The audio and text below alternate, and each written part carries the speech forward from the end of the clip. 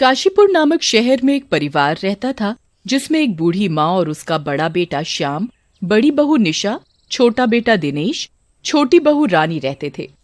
जिसमें बड़े बेटे श्याम के 2 बच्चे थे, जिनका नाम तोलू और मोलू था। छोटे बेटे दिनेश की एक बेटी ही थी, जिसका नाम माया था। माया 10वीं क्लास में पढ़ती थी। लड़की होने की वजह से माया को कोई प्यार नहीं करता था, जबकि माया पढ़ाई लिखाई और बाकी के कामों में बहुत ही होशियार और समझदार थी। जबकि तोलू और मोलू बेहद ही नालायक और आवारा किस्म के बच्चे थे। तब भी सभी लोग तोलू और मोलू को ही प्यार करते थे। लड़की हो जाने की वजह से दिनेश और रानी को अपनी माँ और भाई के ताने सुनने पड़ते थे। एक दिन की बात है।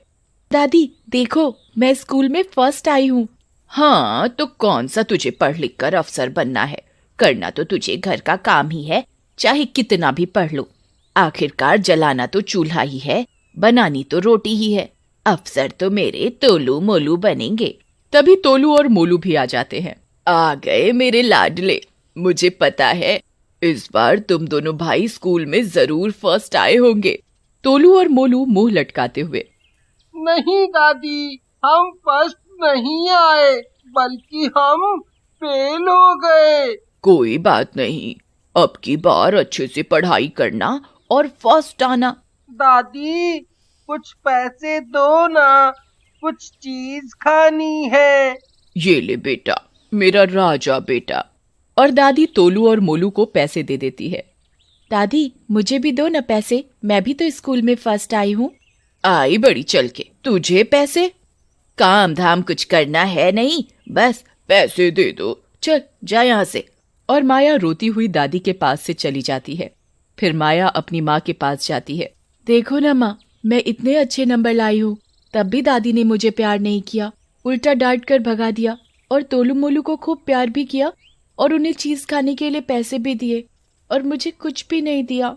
कोई बात नहीं बेटा, दादी की बातों का बुरा नहीं मानते, तू तो मेरी रानी गुड़िया है। ये कहकर रानी माया को अपनी गोद में बिठा लेती है और खूब प्यार करती है। आज मेरी रानी बेटी स्कूल में फर्स्ट आई है, बता तुझे क्या चाहिए? माँ मुझे कुछ नहीं चाहिए, मुझे तो बस आप ही चाहिए। आप तो मेरी दुनिया की सबसे अच्छी माँ हो। और माया अपनी माँ के गले से लिपट जाती है। सभी लोग रात को खाना खाने के लिए बैठे होते हैं। जल्दी खाना लाओ, बहुत जोरों की भूख लगी है। जल्दी लाओ, जल्दी लाओ। अरे ओ रानी, कहाँ मर गई? दिखाई नहीं दे रहा, बच्चे कब से भूख के मारे चिल्ला रहे हैं। माँ मुझे भूख लगी है, मुझे भी खाना दो ना। अभी देती हूँ बच्चों। ए माया, तुझे इतनी जल्दी भूख लग गई? तूने अभी तो खाया था। कुछ काम धाम तो करती नहीं है, बस सारा दिन चढ़ती रहती है। पहले अपने भाइयों को खाने दे, वे दोनों कब से भूखे बैठे हैं। तू थोड़ा लेट खा लेगी तो मर नहीं जाएगी। और माया खाने की टेबल पर तोलू और मोलू को खाना खाते देखती रहती है। तभी दादी जोर से चिल्लाती है, जा यहाँ से, मेरे तोलू और मोलू को नजर लगाएगी क्या? और माया रोती हुई वहां से चली जाती है। वो अपने कमरे में जाकर रोती रहती है। रोते रोते माया को नींद आ जाती है और वो भूखी ही सो जाती है। और अगली सुबह श्याम और उसकी पत्नी निशा अपनी माँ से कहते हैं, माँ, मैं और निशा बाजार जा रहे हैं। निशा को अपने लिए साड़ी लेनी है और मुझे अपने लिए और तोलू मोलू के लिए कपड़े लेने हैं। ठीक है, जाओ ले आओ। तभी दिनेश और उसकी पत्नी भी कहते हैं, माँ माया के कपड़े छोटे हो गए हैं, मुझे भी उसके लिए कपड़े खरीदने हैं। अभी थोड़े ही दिन पहले तो उसे कपड़े दिलाए थे, फिर माया को कपड़े की क्या जरूरत? मैंने माया से कहा था तू स्कूल में फर्स्ट आएगी तो तुझे एक अच्छी सी ड्रेस दिलाऊंगी। वैसे भी उसके सारे कपड़े पुराने हो गए हैं। कोई जरूरत नहीं है कपड़े वपड़े दिलाने की, वैसे भी इस बार घर में बहुत खर्चा हो गया है, बाद में दिला देना कपड़े। दिनेश और रानी माँ की बात सुनकर चुप हो जाते हैं। तभी दादी जोर से चिल्लाने लगती है, घर में कितना काम पड़ा है और ये महारानी माया कहाँ मर गई? माँ माया सो रही है। जगाओ उसे, 10 बज गए हैं और ये महारानी अभी तक सो रही है। इसे कुछ काम धाम सिखा, जगाओ उसे। माया उठो बेटा, सुबह हो गई। और माया जाग जाती है। माया नहा धोकर नाश्ता करके पढ़ने बैठ जाती है। तभी तोलू और मोलू आ जाते हैं और वो माया को परेशान करने लगते हैं। कभी उसके बाल खींचते हैं तो कभी उसकी किताबें इधर उधर फेंकते हैं। ये सब उसकी दादी बैठी देख रही होती है, पर वो तोलू और मोलू को कुछ भी नहीं कहती। भैया मुझे पढ़ने दो ना, क्यों परेशान कर रहे हो मुझे? अरे माया, क्या करेगी पढ़ लिख कर? करना तो तुझे झाड़ू पोछा ही है, क्योंकि तू एक लड़की है।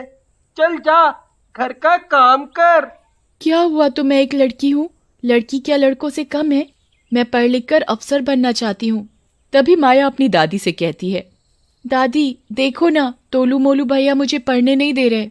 चुप कर, वो बेचारे तो अपनी पढ़ाई कर रहे हैं और तू उनका नाम लगा रही है। मनहूस कहीं की, जब देखो मेरे तोलू मोलू के पीछे पड़ी रहेगी। लड़की है, लड़की की तरह रह। दादी की बातें सुनकर माया रोती हुई घर से बाहर चली जाती है और चलते चलते वो एक बाग में पहुंच जाती है और एक पीपल के पेड़ के नीचे बैठकर रोने लगती है और कहती है, मन तो करता है कि मैं मर जाऊं, मेरे घर में कोई कद्र नहीं करता। तभी उसी पेड़ पर बैठी चुड़ैल माया के सामने आती है तो माया चुड़ैल को देखकर डरकर भागने लगती है। डरो मत, तुम तो चुड़ैल हो, तुम मुझे खा जाओगी। चुड़ैल हंसने लगती है। डरो मत, मैं तुम्हें नहीं खाऊंगी। मैं कैसे मानूं कि तुम मुझे नहीं खाओगी? चुड़ैल तो सबको खा जाती है। नहीं खाऊंगी, मेरा विश्वास करो, क्योंकि मैं एक अच्छी चुड़ैल हूँ। मेरा नाम रेखा है। मेरी कहानी कुछ तुम्हारी तरह है। आज से तुम मुझे अपना दोस्त समझो। और माया चुड़ैल को अपने ऊपर हुए बर्ताव के बारे में बताती है। अच्छा, तो ये बात है। अब तुम देखना मैं क्या करती हूँ। जो लोग तुमसे नफरत करते हैं, अब वो ही तुमसे प्यार करेंगे। बस देखती जाओ। अब तुम अपने घर जाकर आराम से जाकर सो जाओ। और माया अपने घर के लिए जाने लगती है तो चुड़ैल भी माया के साथ साथ उसके घर चली जाती है। माया को ये पता नहीं चलता कि चुड़ैल उसके साथ घर आ चुकी है और चुड़ैल भी माया के साथ सो जाती है। और अगले दिन सुबह सुबह दादी की आवाज आती है, अरे आज चाय मिलेगी या नहीं? और ये माया कहाँ मर गई? हाँ दादी, अभी आई। जहां जहां माया जाती चुड़ैल भी माया के साथ जाती। मेरा चश्मा और छड़ी नहीं मिल रहा, कहीं तूने तो नहीं छुपाया? नहीं दादी, मैंने नहीं देखा आपका चश्मा। दादी तोलू और मोलू से पूछती है, तुमने देखा है मेरा चश्मा? नहीं दादी, हमने नहीं देखा आपका चश्मा। माया के साथ चुड़ैल खड़ी होती है। वो अपने जादू से तोलू और मोलू के हाथों में चश्मा और छड़ी पकड़ा देती है। दादी तोलू मोलू से कहती है, तोलू मोलू, चश्मा और छड़ी तो तुम दोनों के हाथों में है, तो तुम झूठ क्यों बोल रहे हो? तुम्हें पता है ना कि कोई मेरे चश्मे और छड़ी को हाथ नहीं लगा सकता। दादी, पता नहीं ये हमारे हाथों में कैसे आ गए। और दादी तोलू मोलू को बहुत डांटती है, क्योंकि दादी को चश्मे के बगैर बिल्कुल भी दिखाई नहीं देता था और छड़ी के बगैर वो चल नहीं सकती थी। एक दिन की बात है, दादी को नहाना था तो वो तोलू से कहती है, तोलू बेटा, जरा मेरे नहाने के लिए बाथरूम में गर्म पानी तो रख दो। हाँ दादी, अभी रखते हैं।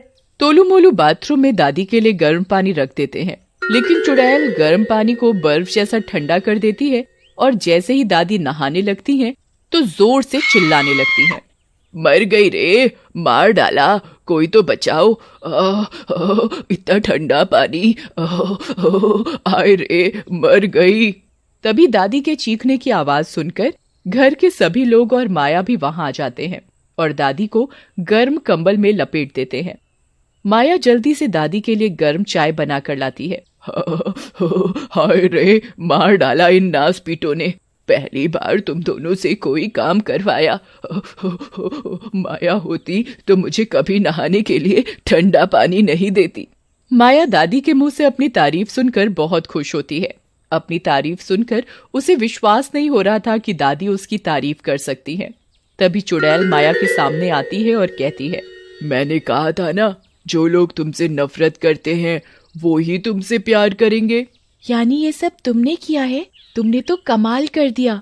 और माया बहुत खुश होती है। और रात को घर के सभी लोग खाना खाने के लिए बैठे होते हैं तो दादी माया से कहती है, माया आजा, तू भी खाना खा ले। तोलू मोलू दादी को माया से इस तरह से खाने के लिए कहते हुए बड़े हैरान होते हैं कि दादी ने माया को खाने के लिए कैसे कह दिया, और माया भी खाना खाने के लिए बैठ जाती है। एक दिन की बात है, दादी की तबीयत थोड़ी खराब थी।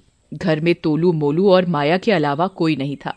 माया पढ़ाई कर रही होती है और तोलू मोलू टीवी देख रहे होते हैं। दादी तोलू मोलू से कहती है, तोलू मोलू, मुझे डॉक्टर के पास ले चलो, मेरी तबीयत ठीक नहीं है, मुझे सांस लेने में दिक्कत हो रही है, मुझे जल्दी डॉक्टर के पास ले चलो। दादी की तबीयत चुड़ैल ने ही खराब की होती है दादी को सबक सिखाने के लिए। क्या दादी, आप भी परेशान करती रहती हो? आप ठीक तो हो? वैसे भी हम टीवी देख रहे हैं, हमें अभी टीवी देखना है, हमें परेशान मत करो। तोलू मोलू दादी की कोई बात नहीं सुनते और वो दादी को डॉक्टर के पास ले जाने से मना कर देते हैं। तभी माया आती है और वो दादी से कहती है, दादी मैं चलती हूँ आपके साथ। माया दादी को डॉक्टर के पास ले जाती है। डॉक्टर देखो ना मेरी दादी को क्या हुआ है। डॉक्टर दादी की हालत देखकर कहता है, अगर आपने इन्हें लाने में थोड़ी सी भी देरी कर दी होती ना, तो इनका बचना मुश्किल था, क्योंकि इन्हें हार्ट अटैक आया है। इन्हें जल्दी ही एडमिट करना पड़ेगा। तभी घर के सभी लोग हॉस्पिटल पहुंच जाते हैं और डॉक्टर दादी का इलाज करके दादी को बचा लेते हैं। शुक्र है इस बच्ची का, जो समय से इन्हें हॉस्पिटल ले आई और इनकी जान बच गई। बहुत ही समझदार बेटी है। बेटी नहीं, ये तो आपका बेटा है, बेटा। आज इसकी वजह से ही आपकी जान बची है। दादी को डॉक्टर की बातें सुनकर रोना आ जाता है और वो माया को अपने गले लगाकर बहुत रोती है और कहती है, माया बेटा, तू मेरी पोती नहीं बल्कि तू तो मेरा बेटा है।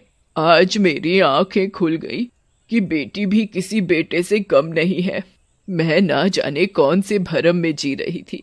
हमेशा मैं तोलू मोलू पर ही गर्व महसूस करती थी कि वो मेरे बेटे हैं। उन्होंने तो बेटे होकर भी वो काम नहीं किया जो तूने किया है। आज जाकर मेरी आंखें खुली हैं। मुझे तुझ पर नाज और गर्व है। फिर दादी खूब फूट फूट कर रोने लगती है और दादी माया को खूब प्यार करती हैं। चुड़ैल भी दादी को माया से प्यार करते देख बहुत खुश होती है और चुड़ैल माया से कहती है, अब मेरा जाने का समय हो गया, मुझे जाना होगा। तुमने तो वो कर दिखाया जो मैंने कभी सपने में भी नहीं सोचा था। चुड़ैल को भी एक नेक काम करने से मुक्ति मिल जाती है और माया और उसका परिवार भी हंसी खुशी रहते हैं।